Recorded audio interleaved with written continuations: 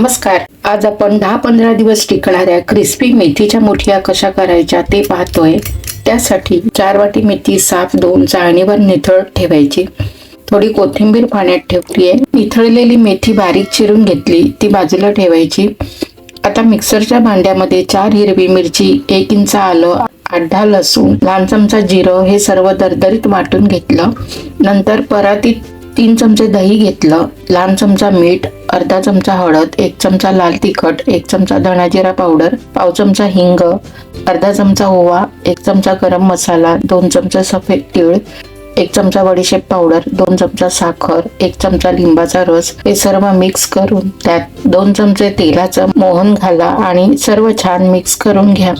आता त्यात 4 कप चिरलेली मेथी घाला, 1 कप कोथिंबीर चिरून घाला, नंतर वाटलेली पेस्ट घाला. हे सर्व मिक्स करून घ्या.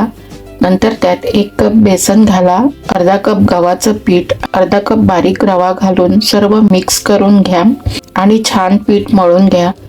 पीठ अशा पद्धतीने होतं. तर आता त्यात 3 चमचे ताक मिक्स करायचं आणि छान पीठ मळून घ्यायचं. नंतर त्याचे लांबट गोल आकाराच्या मुठिया तयार करायच्या. ह्या तयार मुठिया आता गरम तेलात तळून काढायच्या आहेत.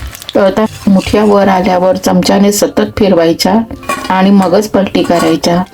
साधारण 7 ते 8 मिनिट मुठिया मंद ते मध्यम आचेवर तळून काढायच्या. या अशा क्रिस्पी मुठिया तयार आहेत.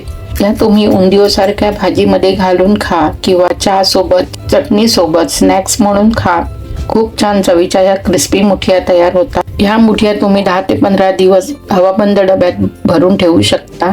आजची मुठियाची रेसिपी तुम्हाला आवडली तर नक्की सबस्क्राईब करा. धन्यवाद.